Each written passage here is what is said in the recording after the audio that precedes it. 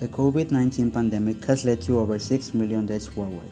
It has produced a series of political, economical, and public health-related problems, with unequal access to health-related services. It is necessary to prevent these factors in order to diminish the negative outcomes of future pandemics, ensuring public health sustainable and equitable measures. These are 5 evidence-based interventions that we have identified in order to improve health equity and prevent the next pandemic. First action that can be recommended is to provide extensive health education to the public regarding the importance of vaccines. Vaccines save millions of lives, and this is evident now more than ever after the COVID-19 pandemic, but many people are still not vaccinated, either because they refuse them due to misconceptions or they don't have access to them. Implementing health education programs amongst the most vulnerable groups and the population in general will clear up misconceptions and promote vaccination.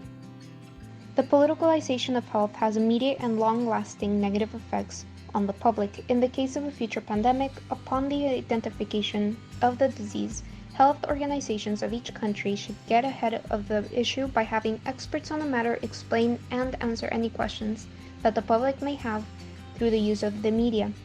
Since the first few days and weeks are crucial to the public's understanding of the importance of health and protocols, because it's when the public feels at its most vulnerable state and fear runs rampant, leading to its politicalization. Being the ones who speak for the health system, medical professionals represent a crucial role regarding how the public perceives aspects such as care quality, treatment efficiency, and whether or not to follow what this system says is right for them.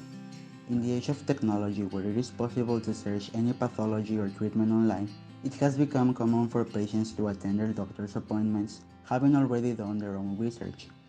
Even if what they read is not from a reliable source, this makes it easy for them to mistrust what they are being told by their physician. A paper published in 2019 stated that 80% of the health professionals studied consider themselves to be sufficiently skilled in communicating with their patients, while the Institute for Healthcare Communication states that 25% of Americans report that they don't follow their clinician's advice. The main reasons being that they didn't agree with the treatment, were concerned about the cost, found the instructions too complicated, or felt it was against their personal beliefs. These results highlight it is essential for medical professionals to keep improving their communication skills. Vanderbilt et al. States that interprofessional collaboration is essential in reducing health disparities in communities, as it brings cooperation, communication, and teamwork needed to provide a comprehensive healthcare plan for the treatment of patients.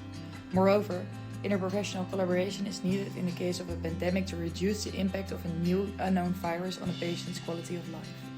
However, healthcare workers are taught and trained to work parallel to each other rather than as a collaborative team, and they currently lack interprofessional competence and communication skills.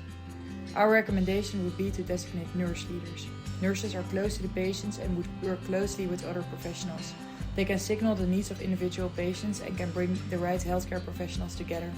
These nurse leaders would lead interprofessional teams and encourage interprofessional communication through organizing team-building activities, relational coordination, and promoting interprofessional collaboration in their organization. One of the most important factors in disproportionate health outcomes from COVID-19 and the lockdowns is income level.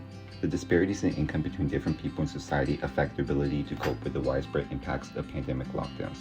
People with insecure incomes are more likely to have negative health impacts like higher hospitalization and mortality rates from COVID and socioeconomic difficulties. One possible solution to this is including a larger social safety net in society before a pandemic hits, so there's more support for lower income households, especially financial support. The COVID-19 crisis has revealed that insufficient funding greatly compromises pandemic preparedness and delays prompt responses to the crisis like vaccine rollout. It is the vital function of both the national and international systems to put into place consistent funding mechanisms. For instance, mobilizing pandemic preparedness investments and using innovative funding models. On that line, a strategy that could be useful to counter vaccine shortage and hoarding for low-income countries is dose sparing, to increase dose efficiency in the vaccine development process, thus improving equity. Overall, an efficient use of resources and collaboration between countries is necessary to ensure an equal access to vaccines and health services in future pandemics.